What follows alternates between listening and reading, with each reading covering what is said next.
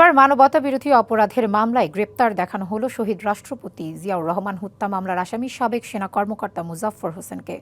তাকে 2 দিন জিজ্ঞাসাবাদ করবে তদন্ত সংস্থা। চিফ প্রসিকিউটর জানান, জুলাই আন্দোলনে মানবতাবিরোধী অপরাধের অনেক পরিকল্পনার সাথে জড়িত ছিলেন মুজাফফর। এসব বিষয়ে তদন্ত করা হবে।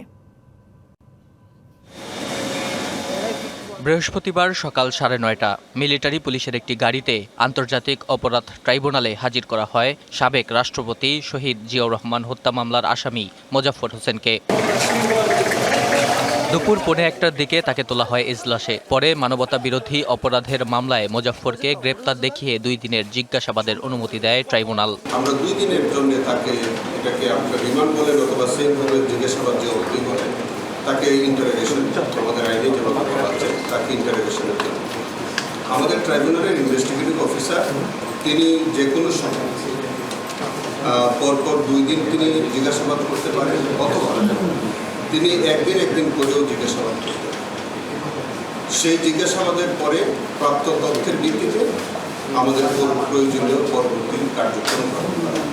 বাংলা কিউআর যেখানে নগদ পেমেন্ট সেখানে সারা দেশে 10 লাখেরও বেশি মার্চেন্টে নগদে পেমেন্ট করুন খুব সহজে। তার বিরুদ্ধে 24-এর গণঅভ্যুত্থানে মানবতাবিরোধী অপরাধে সংশ্লিষ্টতার কথা জানান চিফ প্রসিকিউটর। জুলাই আন্দোলনে যাতে এই যে নানান মানবতাবিরোধী অপরাধ যেগুলি হয়েছে তার সাথে তার অনেক সংশ্লিষ্টতা আছে, আপাতত আমরা সেগুলো পাচ্ছি। এদিকে জুলাই গণহত্যায় দ্রুত বিচার ও সুষ্ঠু তদন্তের দাবিতে চিফ প্রসিকিউটরের কাছে স্মারকলিপি দিয়েছেন 11 দলীয় জোটের প্রতিনিধিরা।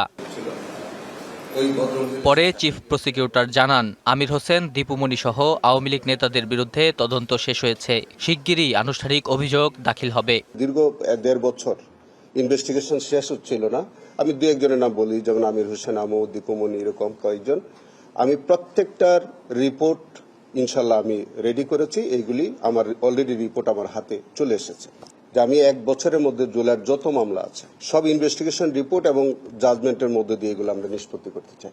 এছাড়া আগামী 1 আগস্ট র্যাবের টিএফআই সেল ও 4 আগস্ট ডিজিএফআই এর জেআইসি সেল পরিদর্শন করবেন ট্রাইব্যুনাল 1-এর বিচারকরা। নাজমুল হুদা, ডিবিসি নিউজ, ঢাকা।